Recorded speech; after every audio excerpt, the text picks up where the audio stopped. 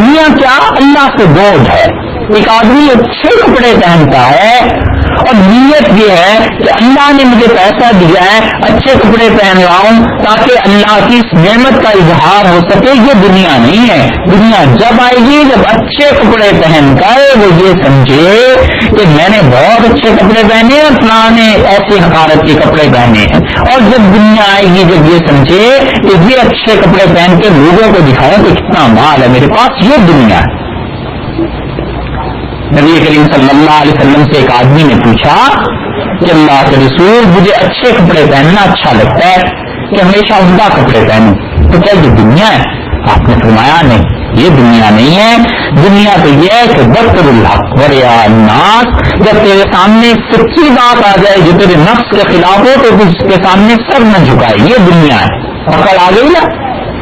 بات سمجھتا ہے سچی اور حق ہے اس کے باوجود نہیں مانتا. یہ دنیا ہے. اور فرمایا لوگوں کو دکھاوے کے لیے جو کام کیا جائے وہ دنیا. گاڑی خریدی ایک آدمی نے اور وہ کہتا ہے کہ میں اس سال کا ماڈل خریدتا ہوں ہر سال ماڈل چینج کر لیتا ہوں. کیوں؟ اس لیے کہ نئی گاڑی میں کوئی پرابلم نہیں. 1000 کام ہوتے ہیں. بیوی بچوں کے حقوق ہیں. مسجد کو جانا ہے. تعلیم کے لیے جانا ہے. یہ ضرورت کے درجے کی چیز ہے بھائی اور اللہ نے مجھے دی تھی. یہ دنیا نہیں ہے.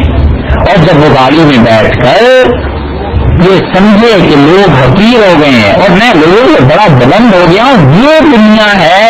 اس کا علاج ضروری ہے. اس خواہش کو اپنے نفس سے نکالنا ضروری ہے. دنیا اس چیز کا نام ہے.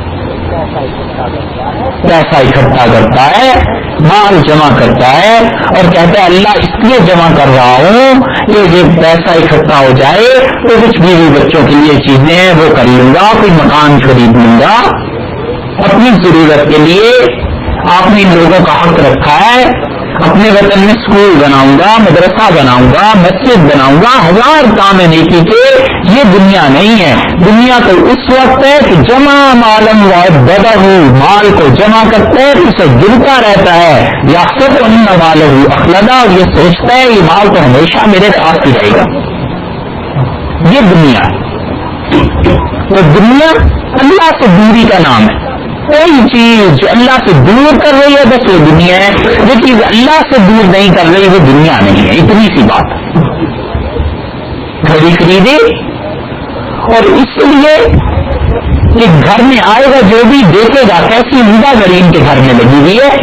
یہ لوگوں کو جو خراب کرنے کا تصور ہے نا لوگوں کے مذاق اڑانے کا لوگوں کو ان کی مجبوریوں کا احساس دلانے کا یہ ہے دنیا. اور اگر اس لیے خریدی کہ اللہ اس کا الارم بہت اچھا ہے نماز کے وقت میں کام آ جاتا ہے نیند سے بیدار کر دیتا ہے ڈیوٹی پہ جانا ہوتا ہے اس نیت کو اللہ کے ساتھ طے کیا یہ کوئی دنیا نہیں. یہ سب باتیں ہیں. آدمی سوچے نیت کیا کر رہا ہے اور جم کہو. اور پھر رسول اللہ صلی اللہ علیہ وسلم نے فرمایا عورت کے لیے نیت کرتا ہے اس سے نکاح کر لے گا. نکاح میں کیا نیت رکھی تھی اس کا بھی اجر. نبی کریم صلی اللہ علیہ وسلم نے فرمایا جس آدمی نے نکاح اس نیت سے کیا کہ اللہ کو خوش رکھے اور حرام میں نہ پڑے قیامت کے دن اللہ اس کو ایک تاج پہنا دیں گے جس میں ایسے موتی ہوں گے کہ لوگوں کی نظریں خیرہ ہو جائیں گی لوگوں کی نظریں چمکا جائیں گی اور لوگ پوچھیں گے تو بتلایا جائے گا کہ یہ وہ ہے جس نے نکاح میں صحیح نیت رکھی تھی. نکاح میں بھی نیت. عبادتیں ایسی ہیں کہ وہ ہیں عبادت اور ہم نے مکمل دنیا سے بنا لیا. نکاح عبادت ہے بھائی. کھانا عبادت ہے. کھانا کھاتا ہے اور اس نیت سے کہ اللہ طاقت ضروری ہے کام کرنا ہے پڑھنا ہے پڑھانا ہے اور بہت سی چیزیں ہیں اور وہ کمزور ہو گیا اور اگر کہیں بستر پہ جا پڑا تو پھر کیا ہوگا. صحیح کھانا کھاتا ہے زیادہ کھاتا ہے اس نیت سے قوت برقرار رہے. یہ نیت اس کے کھانے کو عبادت بنا دے گی.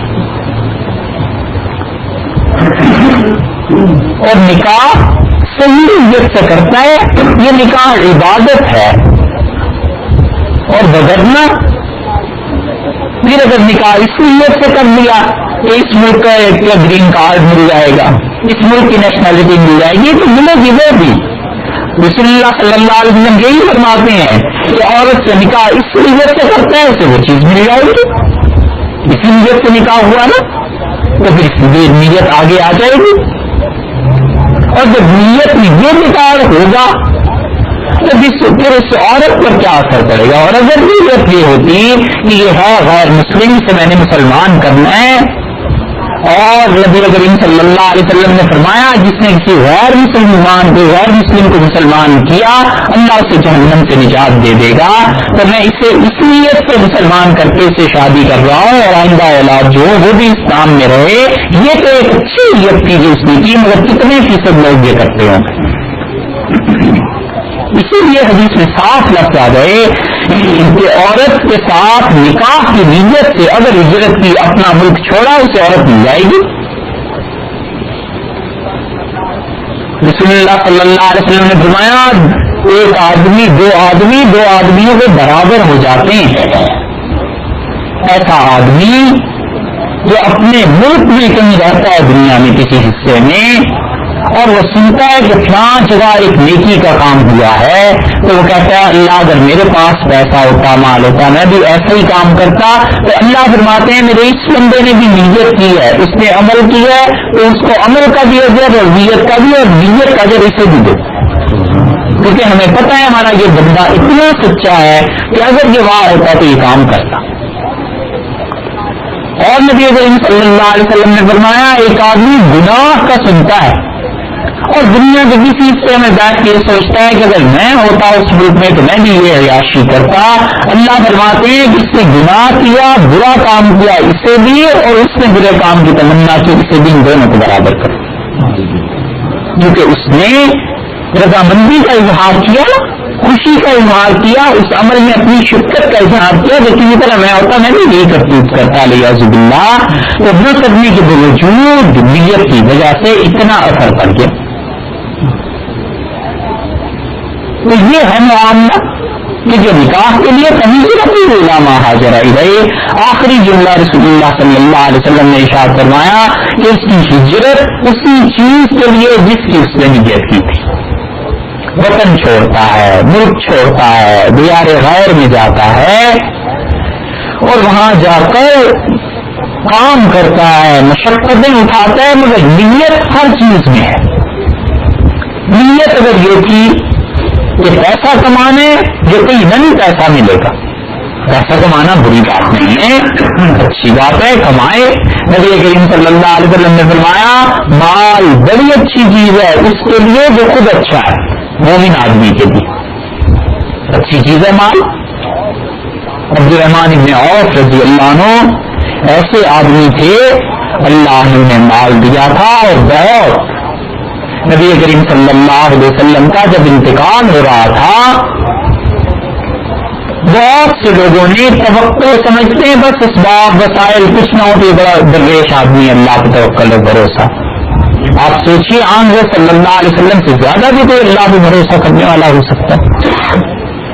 تو وفات سے پہلے عبدالرحمن بن عوف رضی اللہ عنہ حاضر ہوئے، اور اصل حدیث جو ترمذی میں آئی ہے وہ یہ کہ عبدالرحمن بن عوف رضی اللہ عنہ کی اولاد ام المومنین حضرت عائشہ رضی اللہ عنہ کے پاس آئی، تو انہوں نے کہا کہ تم کون ہو؟ تو انہوں نے بتلایا کہ ہم عبدالرحمن بن عوف رضی اللہ عنہ کے بیٹے ہیں۔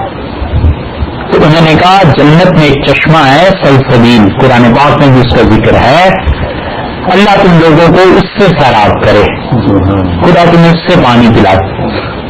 تو انہوں نے کہا المومنین اتنی لمبی دعا، تو ہنس پڑی، کہنے لگی کہ تمہارے باپ کے لیے یہی لفظ میں نے رسول اللہ صلی اللہ علیہ وسلم سے سنے تھے۔ تو انہوں نے کہا وہ کیسے؟ تو فرمانے لگی کہ جب نبی کریم صلی اللہ علیہ وسلم کے وفات کا مرض شروع ہوا تو ایک دن تمہارے والد آئے اور انہوں نے آ کے عرض کیا کہ اللہ کے رسول میں دیکھتا ہوں کچھ چہرہ مبارک پہ پریشانی کے آثار ہیں۔ پھر فرمانے لگے، پھر عرض کیا کہ کہیں ایسے تو نہیں کہ آپ اپنی بیویوں کے بارے میں فکر مند ہو؟ تو آپ نے کہا ہاں میں ان کے بارے میں فکر مند ہوں کہ میرے بعد ان کا کیا بنے گا۔ اب کوئی کہے کہ توکل توکل جس چیز کا نام ہے وہ یہ کہ اسباب اور وسائل کو پورا کر کے نتیجہ اللہ پر چھوڑ دینا. توکل یہ ہے. توکل یہ نہیں ہے کہ انسان اسباب اور وسائل ہی نہ اختیار کرے. اسباب اختیار کیجئے, وسائل اختیار کیجئے, نتیجہ اللہ پر چھوڑ دیجیے. بچہ بیمار ہو گیا, خود بیمار ہو گئے, گئے اسپتال میں جا کے دوائی دی, اسے پلا دی, جو یہ اسباب ہو سکتے ہیں نا. آگے شفا کا ہونا نہ ہونا, ڈاکٹر دوائی دے دیتا ہے, شفا نہیں دیتا, وہ اللہ کی طرف سے. یہ ہے توکل. تو ارشاد فرمایا رسول اللہ صلی اللہ علیہ وسلم نے کہ ہاں بات ایسی ہے. تو انہوں نے کہا اللہ کے رسول کی کون سی بات ہے؟ میرا فلاں باغ جو ہے وہ آپ کی بیویوں کے لیے وقف ہے, اور جب تک ان میں کوئی ایک بھی رہے گی اس سے مال انہیں ملتا رہے گا, اور بغرنا میں اس مال جتنا اس سے آتا رہے گا تقسیم کر کے ہر ایک کا حصہ سال کے سال فصل جب بھی آئے گی بھیجتا رہوں گا. اس کے پیسے تو رسول اللہ صلی اللہ علیہ وسلم اللہ سبیل الجنہ, اللہ جنت کی نہر, جنت کے دریا سے سبیل سے اس آدمی کو سیراب کرنا. یعنی اس نے اتنا اچھا کام کیا. یہ رسول اللہ صلی اللہ علیہ وسلم نے عبد الرحمن ابن عوف رضی اللہ عنہ کو دعا دی. مال تھا ان کے پاس, صحیح جگہ پر خرچ کیا ہے, کوئی توکل میں کمی نہیں آئی, کوئی اللہ کے بھروسے میں کمی نہیں آئی, کوئی ایسی چیز نہیں ہے جو دنیا ان تک آئی. حضرت عمر رضی اللہ عنہ کے پاس دنیا آئی تھی. دنیا اس معنی میں کہ پیسے آ گئے, مال آ گیا, مسجد نبی میں تشریف لائے, اور رسول اللہ صلی اللہ علیہ وسلم کے ساتھ بھی ایسے ہی ہوا تھا. ایک مرتبہ جب مال آیا تو نبی کریم صلی اللہ علیہ وسلم صبح فجر کی نماز کے بعد تشریف لائے, اور آپ نے دیکھا صحابہ رضی اللہ عنہ مسکرا رہے ہیں. تو آپ ہنسے اور آپ نے فرمایا مجھے لگتا ہے تمہیں خبر ملی ہے کہ رات بہت سا مال آیا. انہوں نے عرض کیا اللہ کے رسول بالکل. تو آپ نے فرمایا بالکل مال آیا ہے, اور میں تمہیں دوں گا. لا اخشى علیکم الفقر, مجھے یہ خوف نہیں ہے کہ تم فقیر ہو جاؤ گے, محتاج ہو جاؤ. مجھے خوف اس بات کا ہے کہ دنیا تم پر ایسے ہی میرے بعد کھول دی جائے گی جیسے اس امت سے پہلی امتوں پر کھول دی گئی, اور پھر تم بھی ایسے ہی ہلاک ہو جاؤ گے مال کے لیے جیسی وہ امتیں ہلاک ہو گئی. اسی لیے نبی کریم صلی اللہ علیہ وسلم نے فرمایا ہر امت کی کوئی نہ کوئی آزمائش کی چیز ہوتی ہے, اور میری امت کی آزمائش مال سے ہے, پیسے سے ہے. جب حلال اور حرام کو نہیں دیکھتا اور کہتا ہے مال آنا چاہیے, پیسہ آنا چاہیے, ذرائع کچھ بھی ہو, اتنے میں پڑ گیا, مال کی وجہ سے آزمائش میں مر گیا. حضرت عمر رضی اللہ عنہ نے دیکھا مسجد نبوی میں ڈھیر لگا ہوا تھا, چھوٹی چھوٹی پہاڑیاں بنی ہوئی تھی سونے اور چاندی کی, ایران سے جو فتح کے بعد غنیمت آئی. حضرت عمر رضی اللہ عنہ رو پڑے. عبد الرحمن ابن عوف رضی اللہ عنہ نے کہا امیر المومنین رونے کی کیا بات ہے؟ کہنے لگے اگر یہ خیر ہے تو مجھ سے پہلے بکر رضی اللہ عنہ کو کیوں نہیں ملی, اور نبی کریم صلی اللہ علیہ وسلم کو کیوں نہیں ملی, اور اگر یہ بری چیز ہے تو عمر نے کیا ایسا گناہ کر دیا جس سے اس نے توبہ نہیں کی اور اللہ نے اسے آزمائش میں ڈال دی؟ یہ کیا ہو گیا؟ عبد الرحمن ابن عوف رضی اللہ عنہ نے کہا امیر المومنین مسلمانوں کے کام آئے گا. عبد الرحمن تم سچ کہتے ہو, مگر جہاں یہ مال چلا جاتا ہے وہاں اس کے ساتھ ساتھ تفریقہ بھی ہو جاتا ہے, تفریق ہو جایا کرتا ہے. آپ اس بات کو سمجھے. ایک پورے گاؤں میں اور سب لوگ اس سے پانی بھرتے تھے, مل جل کے رہتے تھے. اب ہر گھر میں نلکا, ہر ایک اٹیچ بات, اس کے کمرے میں بھی نلکا, اور آپس میں دو بھائی مل کے ملاتے لڑ پڑتے ہیں. جہاں یہ مال آتا ہے وہاں تفریق بھی آ جایا کرتی ہے, لوگ ایک دوسرے سے بچھڑ بھی جایا کرتے ہیں. پانی کا اثر ہے کہ وہ گیلا کر دیتا ہے, آگ کا اثر ہے کہ وہ جلاتی ہے, ہوا کا اثر ہے ٹھنڈک کے گرمی پہنچاتی ہے جدھر سے وہ چل کے آ رہی ہوتی ہے. بالکل اسی طرح مال کا ایک اثر ہے, اور وہ یہ ہے کہ وہ کاٹتا ہے, تفریق کو پیدا کرتا ہے. اور اللہ کے اچھے بندے وہی ہوتے ہیں جو اس مال کے اثر کو سمجھتے ہیں کہ اب مال آیا ہے تفریق بھی آئے گی, وہ پہلے ہی اس سے مجتنب ہو جاتے ہیں. وہ کہتے ہیں مال کو ایسے خرچ کر دو کہ اس کا اثر نہ رہے, تفریق نہ رہے, تفریق پیدا ہی نہ. پھر عمر رضی اللہ عنہ نے کوئی چیز اٹھا کے لوگوں کو دکھائی اور فرمایا کہ اگر اس دنیا میں نبی کریم صلی اللہ علیہ وسلم کے صحابہ رضی اللہ عنہ امانت دار نہیں ہے تو پھر خدا کی قسم کوئی بھی امانت دار نہیں. یہ دیکھو چھوٹی سے چھوٹی چیز بھی اللہ کے بندوں نے بھیج دی ہے میرے پاس. حضرت علی رضی اللہ عنہ نے بڑی عمدہ بات کی. انہوں نے کہا میرے مومنین یہ جو اتنے سپاہی اور فوج والے آپ کے سارے امانت دار ہیں اور ایک چھوٹی سے چھوٹی چیز بھی آپ کو بھیج دی ہے, یہ اس وجہ سے ہے کہ آپ خود امانت دار ہیں. اگر آپ امین اور اتنے اچھے نہ ہوتے آپ کی فوج بھی اتنی اچھی نہ ہوتی. جیسے حکمران ہوتے ہیں ویسے دوسرے لوگ آ جاتے ہیں کہ جو اپنی ٹیم خود ایسی رکھتے ہیں. تو یہ دنیا ہے, مال ہے. اچھے لوگوں کے پاس آیا اچھی چیز ہو گئی, برے لوگوں کے پاس کیا بری چیز ہو گئی. تو نبی کریم صلی اللہ علیہ وسلم جو آدمی جو جس نیت سے کرتا ہے اس کو پا لیتا ہے. تو ساری حدیث شریف کا خلاصہ یہ ہوا کہ نیت کو درست کرے. اچھا بھائی اب تک نیت غلط تھی, پرواہ نہیں, جو ہوا تو ہوا. اللہ سے دل میں یہ کہہ لے اللہ آج تک تو نیت خراب کی, اب اچھی نیت کر لیتا ہوں, اب صحیح نیت کر لیتا ہوں. جو غلط نیت کی سے گزر گئی, اب اچھی نیت کر لے. اپنی اختیار کی چیز ہے, نیت ارادہ ہے نا, تو اپنی اختیار کی ہے. اندر کا دیانند حضرت مانوتی رحمت اللہ علیہ گئے اور اس سے بہت زیادہ کا مناظرہ ہندوؤں اور مسلمانوں کا اور یہ سب کچھ ہے. تو حضرت جب پہنچے تو اس سے پتا چلا محباسم صاحب آئے ہیں, تو اس سے تو پہلے ہی سے پتا تھا یہ بہت پڑھے لکھے, تو اس سے انکار کر دیا. حضرت پیغام جو آیا تو اس سے کہا اس کا کوئی ارادہ نہیں ہے. حضرت نے فرمایا ارادہ تو اپنی اختیار کی چیز ہے, اب کر لیجیے. تو ارادہ تو اپنی اختیار کی چیز ہے نا. اب تو نیت درست نہیں تھی, پرواہ نہیں, اب نیت درست کر لے. اللہ سے اقرار کر لے کہ اللہ آج تک تو نیت اچھی نہیں تھی, مستحی کا پتا نہیں تھا, آج پتا چلا اب نیت درست کر لیتا ہوں. تو اللہ تو ایسے کریم ہے, ایسے مہربان ہے, بندے کا کام اسی وقت شروع ہو گیا. اتنی مخفی چیز ہے, کسی کو کچھ پتا نہیں کسی نے کیا نیت کی. دل کا فیل ہے نا اللہ کے اور بندے کے درمیان.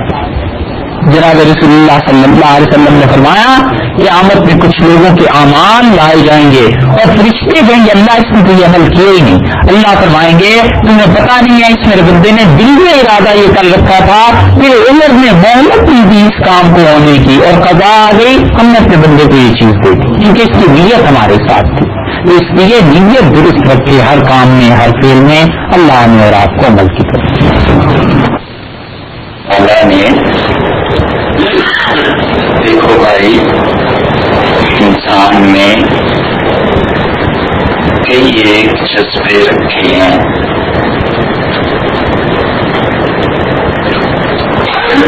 خوف کا جذبہ رکھا ہے اور انسان بہت سی چیزوں سے ڈرتا ہے. سانپ, بچھو, بھیڑیا, چور, کچکا, ظالم, ان سب سے ڈرتا ہے.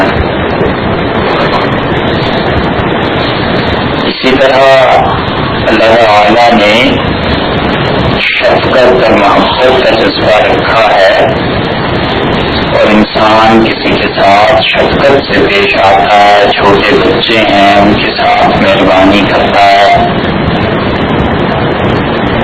اللہ حضرت قیاس غصہ ہے, یہ ایک جذبہ ہے. غصہ جب آ جاتا ہے تو پھر آنکھیں سرخ ہو جاتی ہیں, زبان بڑھ جاتی ہے اور آدمی اپنے ہوش و حواس میں بسا اوقات نہیں رہتا. یہ ایک جذبہ ہے جو اللہ نے انسان میں رکھا ہے. ایسا ہی ایک جذبہ اللہ تعالیٰ نے انسان میں محبت کا رکھا اور یہ محبت کا جذبہ اتنا عمدہ جذبہ ہے, یہ احساسات اتنے اچھے ہیں, ان میں اللہ نے اتنی طاقت رکھی ہے کہ انسان کی زندگی کا اکثر حصہ اس کے تحت گزرتا ہے.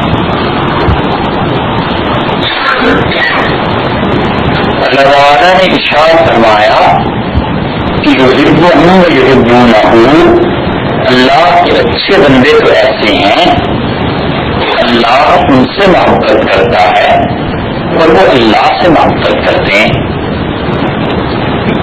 تو یہ ایسی چیز ہے جس سے خود حق تعالیٰ شان خالی نہیں ہے، اپنے بندوں سے محبت فرماتے ہیں۔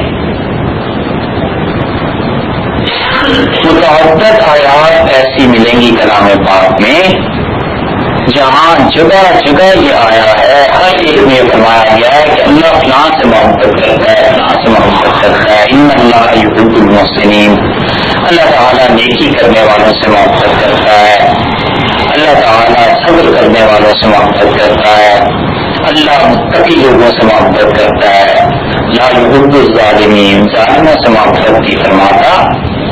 تو یہ محبت ایسی چیز ہے جو خود حق تعالیٰ شان فرماتے ہیں۔ فرمایا ہے کہ والذین آمنوا اشد حبا للہ، اور جو لوگ اللہ پر ایمان لائے ان کے دل میں شدید محبت اللہ کی ہوتی ہے۔ اور قاعدے کی بات یہ ہے کہ آدمی جس چیز سے محبت کرتا ہے، پہلی بات تو یہ کہ اس کے مقابلے میں دوسری چیزیں دوسرے خانوں میں چلی جاتی ہیں۔ آپ صبح گھر سے نکلتے ہیں اور 10 ضرورتیں ہوتی ہیں کہ آج سبزی بھی خریدنی ہے، دفتر بھی جانا ہے، فلاں آدمی کی عیادت بھی کرنی ہے، فلاں کو ٹیلی فون بھی کرنا ہے، فلاں کو پیسے دینے ہیں، فلاں سے یہ چیز لینی ہے، اور سب سے اوپر آپ وہ کام رکھتے ہیں سوچ کے جو سب سے زیادہ ترجیح کے قابل ہوتا ہے۔ یہی ہوتا ہے بس اسی طرح جب کسی انسان کو محبت ہو جائے جس چیز سے، وہ سب سے زیادہ ترجیح کے قابل اسے رکھتا ہے جس کی محبت سب سے زیادہ دل میں جاگزین ہوتی ہے، جس نے دل میں اپنی جگہ بنائی ہوئی ہوتی ہے۔ اسی طرح جس چیز کی محبت تعینات سے ماورا ہو جائے اور کوئی متعین چیز نہ ہو، پھر اس کی محبت اصل میں اتنی بڑھ جاتی ہے کہ باقی زندگی کی ساری چیزیں اس کے مقابلے میں ہیچ ہو جاتی ہیں۔ محبت متعین ہوتی ہے، آدمی کہتا ہے صاحب فلاں موقع پہ آپ بہت یاد آئے، یہ متعین ہو گیا نا موقع۔ ایک چیز آپ دیکھتے ہیں تو آتی ہے یاد کہ وہ 2 سال پہلے فلاں آدمی کے پاس یہ چیز دیکھی تھی، فلاں محبت تھی، اس سے تعلق تھا، تو محبت متعین ہو گئی وقت کے ساتھ، محبت متعین ہو گئی کبھی کبھی جگہ کے ساتھ۔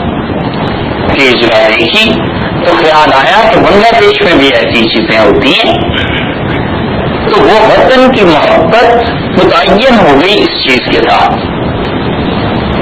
اور جو محبت اس متعین سے اٹھ جاتی ہے بغیر کسی تعین کے، ہر وقت کسی کی یاد آتی رہے، وہ محبت اتنی غالب آ جاتی ہے انسان کے در حقیقت کہ اس سے پوچھیں کہ تم نے جو یاد کیا تھا تو کہتا ہے آپ کو بھولے ہی کب تھا، تم تو ہر وقت کیا رہتے ہو، رات سونے سے پہلے بھی، صبح اٹھتا ہوں پھر بھی، دن میں بھی، رات میں بھی، کوئی وقت ایسا نہیں ہوتا جب خیال آپ کی طرف نہ چلا جائے۔ یہ محبت ہے جو تعینات سے ماورا ہے، یہ محتاج ہی نہیں کسی چیز کو دیکھنے کی، کسی موقع کو، کسی جگہ کو، کسی وقت کو، صبح شام کو، یہ ہر وقت آتی ہے۔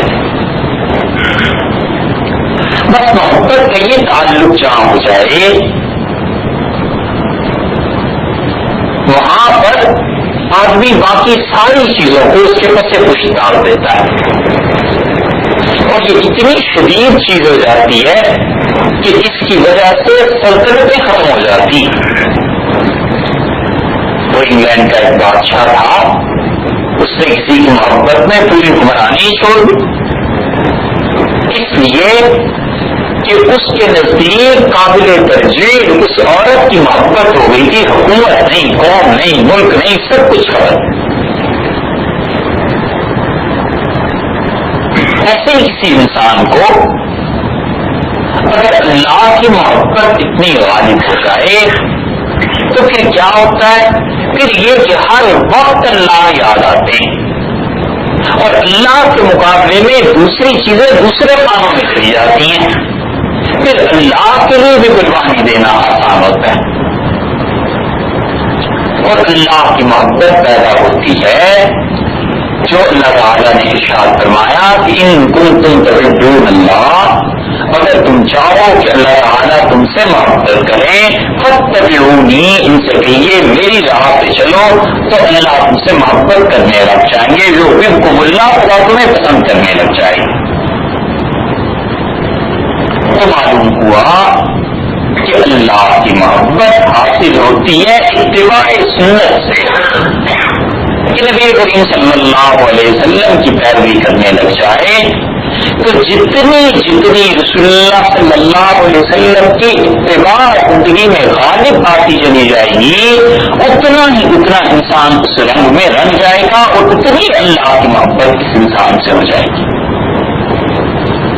اس لیے جو سکھانے کی چیز ہے اپنی اولادوں کو اور اپنے گھر کو، خود اپنے آپ کو بھی، وہ یہ ہے کہ اتباع سنت کی راہ اختیار کی جائے اور جو کام رسول اللہ صلی اللہ علیہ وسلم نے کیے ہیں وہ کیے جائیں اور جن کاموں کو نبی کریم صلی اللہ علیہ وسلم نے نہیں کیا انہیں چھوڑ دیا جائے۔ اور یہ اتباع کس وقت آتی ہے؟ یہ اتباع کامل طور پر آتی ہے جب کسی انسان کو خود رسول اللہ صلی اللہ علیہ وسلم سے محبت ہو جائے اور ان کی محبت جلدی سمجھ میں آنے والی چیز ہے۔ اچھا اس کی یہ ہے کہ اللہ تعالیٰ کے متعلق کوئی تصور نہیں ہے کہ اللہ کھاتے کیسے ہیں، الیاذ باللہ، خدا کی ذات تو پاک ہے ان سے، اور رسول اللہ صلی اللہ علیہ وسلم کے متعلق تصور ہے کہ وہ کھاتے ہوں گے، پیتے ہوں گے، چلتے پھرتے اٹھتے بیٹھتے، یہ سب چیزیں ہوں گی ان میں، تو دل ان کے ساتھ لگ جاتا ہے کیونکہ وہ بہرحال تمام تر عظمتوں، تمام تر رفتوں پر، تمام تر ادب اور محبت کے باوجود انسان تھے اور اللہ نے انسانوں میں ہی انہیں بھیجا تھا تاکہ وہ ہدایت کی راہ دکھائیں۔ تو آدمی جب اس چیز کو غور کرتا ہے کہ اچھا رسول اللہ صلی اللہ علیہ وسلم بھی انسان تھے اور وہ ہماری ہدایت کے واسطے آئے تھے، تو ان کی محبت دل میں پھر بڑھتی چلی جاتی ہے اور جب دل میں رسول اللہ صلی اللہ علیہ وسلم کی محبت بڑھ جائے تو پھر ہوتے ہوتے وہ اتنی غالب آ جاتی ہے کہ انسان پیروی کرنے لگتا ہے، اپنی زندگی کو اس رنگ اور رخ میں ڈھال لیتا ہے اور جب اس رنگ کو چڑھا لیتا ہے اپنے اوپر تو اللہ محبت کرنے لگ جاتے ہیں اور اس محبت کا نفع کیا ہے؟ اللہ تمہارے تمہارے گناہ معاف کر دیتے ہیں، یہ ہے اس محبت کا فائدہ۔ اس لیے جو سیکھنا چاہیے اور سکھانا چاہیے وہ رسول اللہ صلی اللہ علیہ وسلم کے ساتھ تعلق اور محبت ہے کہ انسان اسے سیکھے کہ آخر کس طرح میری زندگی میں ان کے ساتھ تعلق استوار ہو جائے اور قیامت میں جب ان کے سامنے پیش ہوں اور حشر میں ان کی ملاقات ہو تو اپنی خوشی سے میری بھی شفاعت کروا دیں۔ یہ بہت بڑی چیز ہے، بہت بڑی چیز ہے۔ اللہ تعالیٰ نے فرمایا کہ ہم کسی کو شفاعت کی اجازت قیامت میں نہیں دیں گے الا باذنہ، جب تک کہ خود ہمارا حکم نہیں ہوگا، اور اللہ کا حکم جن کے لیے ہوگا ان میں سب سے اعلیٰ بزرگ و برتر رسول اللہ صلی اللہ علیہ وسلم ہیں، بس ان کی محبت دل میں آ جائے، ان کے ساتھ تعلق انسان کا پیدا ہو جائے، پھر جا کر کہیں بات بنتی ہے۔ ان صحابہ کرام رضی اللہ عنہ کو اتنا تعلق تھا رسول اللہ صلی اللہ علیہ وسلم کے ساتھ کہ عبداللہ بن عمر بن العاص رضی اللہ عنہ آئے اور رسول اللہ صلی اللہ علیہ وسلم نے یہ کیا چادر اوڑھی ہوئی ہے؟ سرخ رنگ کا خالص، اور آپ نے خالص سرخ رنگ مرد کو پہننے سے منع فرما دیا۔ ایک تو ہوتا ہے بیچ میں دھاریاں پڑی ہوئی ہوں، وہ کوئی حرج نہیں، خالص سرخ رنگ۔ تو وہ گھر گئے اور ان کی بیوی تنور میں روٹیاں لگا رہی تھی تو انہوں نے اپنی چادر جا کے آگ میں ڈال دی. بیوی نے کہا یہ کیا؟ انہوں نے کہا جو چیز رسول اللہ صلی اللہ علیہ وسلم کو پسند نہیں ہے گھر میں ہونی ہی نہیں چاہیے.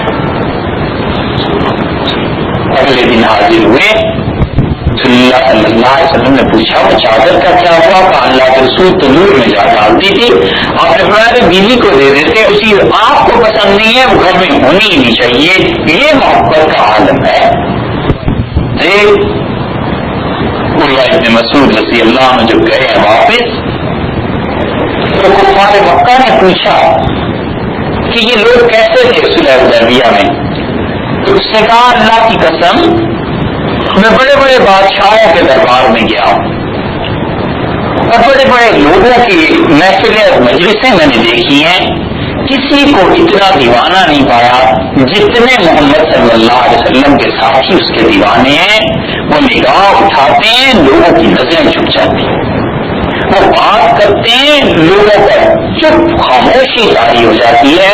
کأن علی رؤوسہم طیور، ایسے لگتا ہے جیسے ان لوگوں کے سر پر پرندے بیٹھ گئے ہیں، آگے کے ذرا ہلے تو پرندہ ہو جائے گا. اس توجہ سے سنتے ہیں.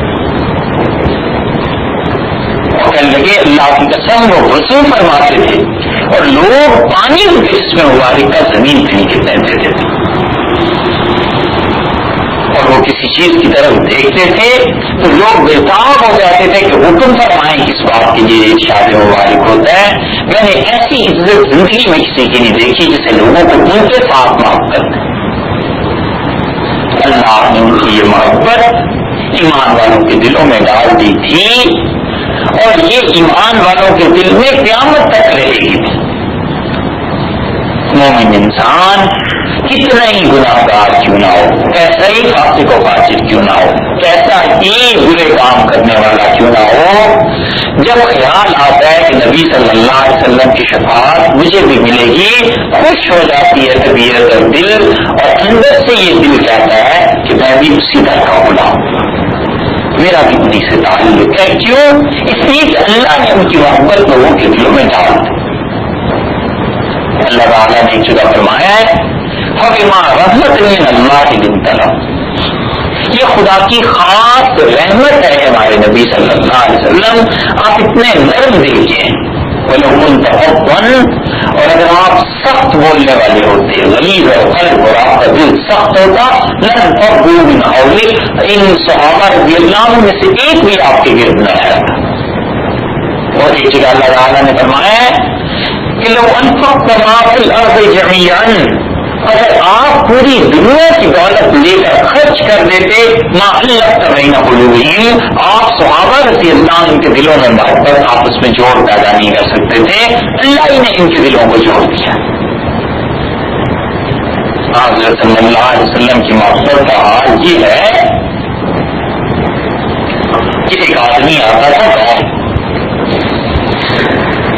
اور سبزیاں گاؤں کی لے کے آتا تھا، تو رسول اللہ صلی اللہ علیہ وسلم شہر کی مختلف چیزیں خرید کے رکھتے رہتے تھے، اور جس دن گاؤں کی چیزیں لے کے آتا تھا آپ شہر کی چیزیں اسے دیتے تھے اور فرماتے تھے کہ تو ہمارا گاؤں ہے اور ہم تیرے شہر ہیں.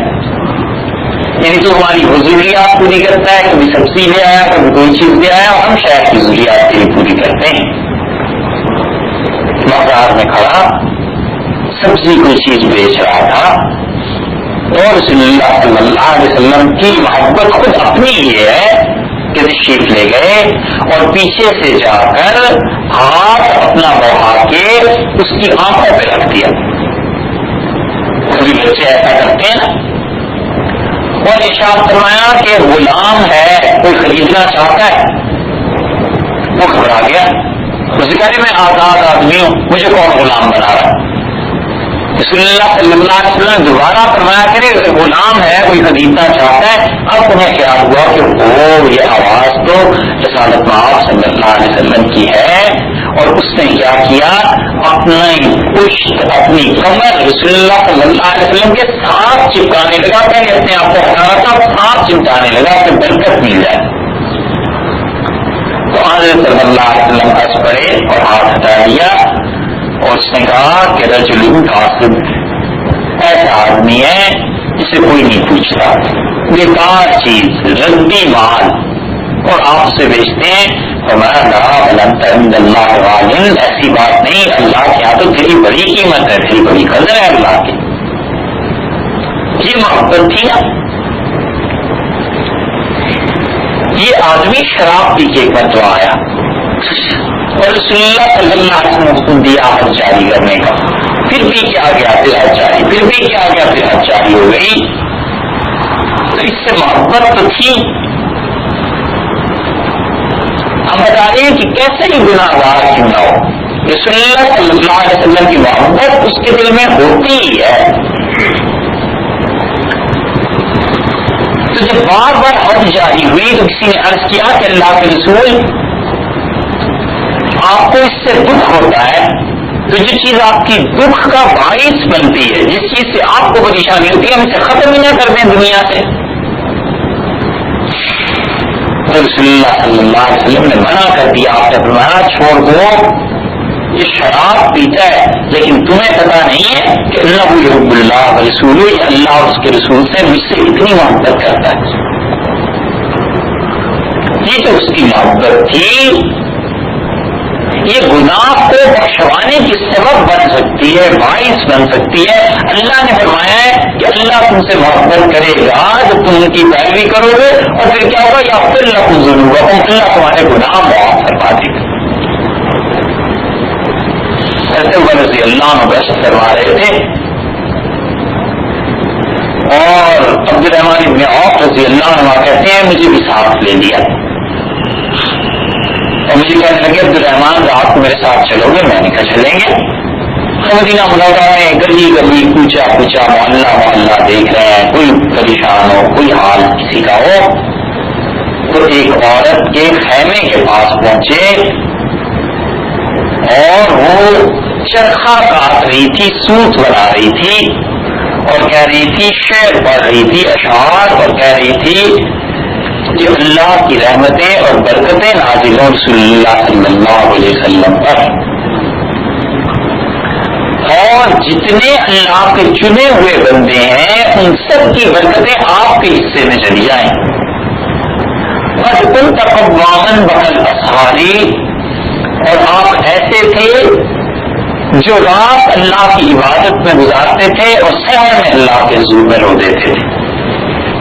اور خدا کی رحمت آپ پہ نازل ہو. ہر تجمعنی حبیبی بدار، کیا کوئی ایسا دن بھی آئے گا جب میں آپ کی زیارت کر سکوں گی، آپ سے مل جاؤں گی. رضی اللہ عنہ عبد الرحمن بن عوف رضی اللہ عنہ کہتے ہیں وہیں بیٹھ گئے اور روتے رہے اور وہ بار بار پڑھ رہی تھی کہ کیا کوئی ایسا دن بھی آئے گا جب میں بھی اللہ کے رسول صلی اللہ علیہ وسلم سے ملوں گی، مجھے بھی زیارت ہوگی کسی دن، یعنی قیامت کا کوئی جگہ جہاں جمع ہو جائیں.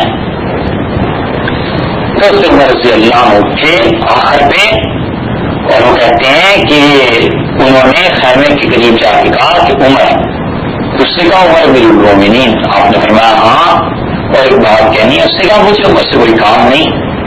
عمر کا کیا کام پڑ گیا؟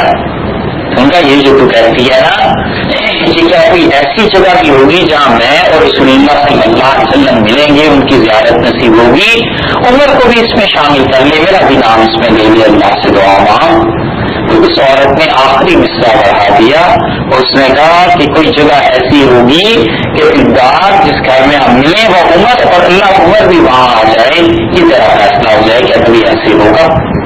عبد الرحمن بن عوف رضی اللہ عنہ کہتے ہیں امیر المومنین واپس ہوئے، فجر کی نماز پڑھائی اور رسول اللہ صلی اللہ علیہ وسلم کی یاد کا اتنا غلبہ ان پہ ہوا کہ کچھ سمجھ نہیں آئی کیا صورت پڑ رہے ہیں. مسلسل روتے رہے اور پھر گھر جا کر لیٹ گئے اور آنسو ان کے تھمے نہیں. 20 دن تک بیمار رہے اس عمر سے.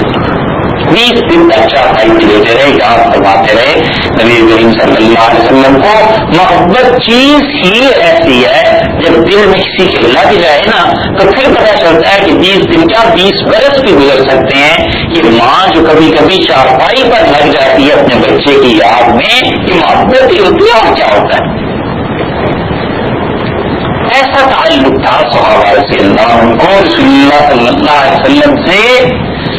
اس کی مثال نہیں دی جا سکتی کہ محبتیں ان لوگوں میں کتنی تھیں، کس قدر شدید تھی۔ حضرت ابوبکر رضی اللہ عنہ نے فرمایا وفات سے پہلے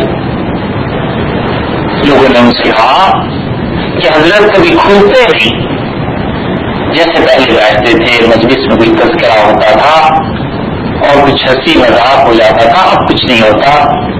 1.5 برس ہو گیا، 2 برس ہو گئے، تو وفات سے پہلے کہنے لگے لوگ مجھ سے یہ سوال پوچھتے تھے اور میں اس کا کیا جواب دیتا۔ رسول اللہ صلی اللہ علیہ وسلم کی وفات نے میرے دل میں ایسی گرہ لگا دی ہے کہ اب دل کسی سے لگتا نہیں ہے، ان کی محبت ایسی ہو گئی۔ ہوتا بھی یہی کسی کوئی چاہنے والا جس سے محبت ہو، تعلق ہو، خدا نہ خواستہ اس کا انتقال ہو جائے، دنیا سے چلا جائے، تو پھر دل پہ ایک مدت تک گرا لگ جاتی ہے اور کبھی کبھی وہ گرا ساری زندگی نہیں کھلتی۔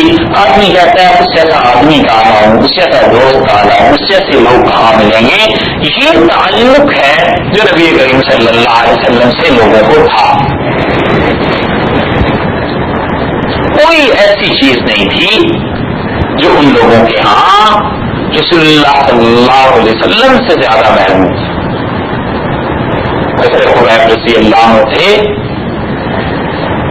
اور قید میں آ گئے کافروں کی۔ لمبا قصہ ہے، مختصر یہ کہ کافروں کی قید میں آ گئے اور ایک عورت نے مکہ مکرمہ میں نظر مانی تھی جس کے باپ کو حضرت خبیب رضی اللہ عنہ نے بدر میں مارا تھا کہ اگر خبیب میرے پاس آ جائے تو میں اس کی کھوپڑی میں شراب پیوں گی۔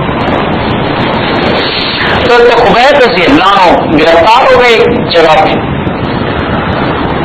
تو جب لائے مکہ میں تو انہیں بیچا، اس عورت نے خرید لیا، اس کے حوالے کر دیا گیا۔ مختلف روایات ہیں، تو اس کے گھر میں ایک جیل تھی،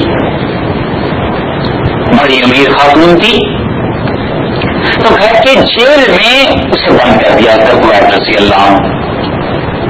تو خبیب رضی اللہ عنہ نے سے کہا تم قید میں تو مجھے رکھتی ہو مگر 3 چیزیں میری درخواست ہیں، یہ میرے ساتھ نہ کیے جائیں۔ تو اس سے پوچھا کیا؟ کہنے لگے ایک تو وہ گوشت کا کھلانا جو اللہ کے علاوہ کسی اور کے نام پہ ذبح کیا گیا اور حرام نہ کھلانا مجھے۔ اس نے کہا ٹھیک ہے۔ اور کہنے لگے دوسری بات یہ کہ ٹھنڈا پانی پلانا، پانی گرم اچھا ہے۔ اس نے کہا یہ بھی ٹھیک ہے۔ اور کہنے لگے جب مجھے پھانسی دینی ہو تو مجھے کچھ دن پہلے بتا دینا کہ میں اپنے اللہ سے کچھ عرض کروں۔ اس نے کہا یہ بھی بتا دیں۔ اور ایک دن اس کا چھوٹا سا بچہ کھیلتا کھیلتا اس جیل کے قریب چلا گیا اور وہ خاتون کہتی ہیں کہ جیل کی سلاخوں میں جگہ تھی، بچہ اندر چلا گیا اور چھوٹے بچے کو میرے اس نے اپنی جان پہ بٹھا دیا۔ جب میں نے دیکھا تو میرے تو ہوش ہو گئے، میں نے کہا یہ مار دے گا اسے۔ تو جب اس نے مجھے دیکھا کہ میں اتنی پریشان ہو رہی ہوں تو اس نے کہا بے فکر ہے، تیری اولاد کو کچھ نہیں میں کہوں گا، بچے کو کچھ نہیں کہوں گا، مجھے رسول اللہ صلی اللہ علیہ وسلم نے یہ سکھایا ہی نہیں کہ ہم بے گناہوں کو مارا کریں۔ اور کہتی ہیں بچہ اس نے مجھے واپس دے دیا اور میں اتنی حیران ہوتی تھی کہ اس کے پاس انگور ہوتے تھے اور اللہ کی قسم پورے مکہ میں انگور نہیں ملتے تھے۔ تو میں نے ایک دن اس سے پوچھا کہ یہ کدھر سے آتے ہیں؟ اس نے کہا کہ اللہ مجھے کھلاتا ہے، فرشتے چھوڑ جاتے تھے۔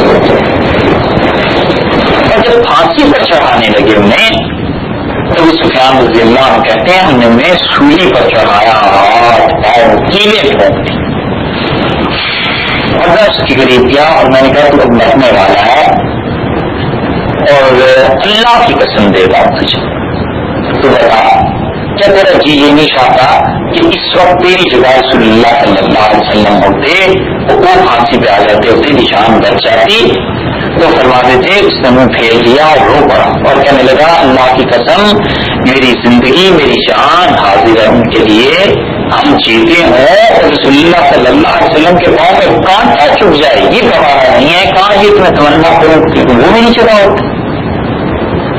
تو خبیب رضی اللہ عنہ جس جملے کو ابو سفیان رضی اللہ عنہ کہتے تھے مجھے اس دن احساس ہوا کہ ان لوگوں کو کتنی محبت ہے، تعلق ہے رسول اللہ صلی اللہ علیہ وسلم کے ساتھ. سوچیے کہ یہ ہاتھ پاؤں میں کیلیں گاڑ دیں اور پھر بھی وہ کہے کہ کیا چیز. سعد بن ربیع رضی اللہ عنہ تھے. حضرت عمر رضی اللہ عنہ فرماتے تھے کہ ایک دن میں حضرت بکر رضی اللہ عنہ کے پاس بیٹھا تھا ان کے دور میں، تو حضرت بکر رضی اللہ عنہ ایک لڑکی کو آتے دیکھا، اٹھ کے کھڑے ہو گئے، چادر بچھا دی، اس لڑکی کو بٹھایا، فرمایا کیا؟ تو اس نے کہا حضرت یہ چیزیں چاہیے، یہ واقعات ہیں، یہ باتیں. تو میں بڑا حیران ہوا اور میں نے بکر رضی اللہ عنہ سے کہا کہ حضرت آپ اتنا عزت اس نوجوان لڑکی کی کر رہے ہیں، اتنے احترام کیوں؟ فرمایا تمہیں پتا نہیں یہ سعد بن ربیع کی بیٹی ہے. میں نے کہا اچھا مجھے نہیں معلوم. یہ سعد بن ربیع رضی اللہ عنہ عہد میں رسول اللہ صلی اللہ علیہ وسلم نے کسی کو بھیجا اور فرمایا دیکھ کے آؤ سعد کی طرح. تو کہتے ہیں لاشوں میں ایک جگہ میں ڈھونڈتا پھر رہا تھا سعد بن ربیع کے متعلق. رسول اللہ صلی اللہ علیہ وسلم نے فرمایا تھا کہ کہیں مل جائے تو میرا سلام کہنا اور پوچھنا کس حال میں ہو. تو کہتے ہیں میں نے جا کے دیکھا، ایک طرف سے آواز آئی تو سعد رضی اللہ عنہ کی آواز تھی. تو میں نے کہا سعد رسول اللہ صلی اللہ علیہ وسلم نے سلام کہا ہے اور پوچھا ہے کہ کیا حال ہے. تو سعد بن ربیع نے وہ کہتے ہیں آخری سانسوں میں سے جواب دیا سلام کا اور کہنے لگے ان سے کہنا کہ جس جنت کا آپ وعدہ کرواتے تھے میں اپنی آنکھوں سے دیکھ رہا ہوں. اور دوسرا کام یہ کرنا کہ یہ جو بچ گئے ہو تم لوگ، ان سب سے جا کر کہنا کہ ہم میں سے ایک آدمی بھی زندہ رہ گیا اور اس کے ہوتے ہوئے رسول اللہ صلی اللہ علیہ وسلم کے پاؤں میں کانٹا بھی چپ گیا تو قیامت میں خدا کے سامنے شرمندہ ہو جائیں گے، منہ نہیں دکھا سکیں گے، مر جانا تک ان کو کچھ نہ ہے. یہ تعلق ہے رسول اللہ صلی اللہ علیہ وسلم سے. اس محبت کی وجہ سے لوگ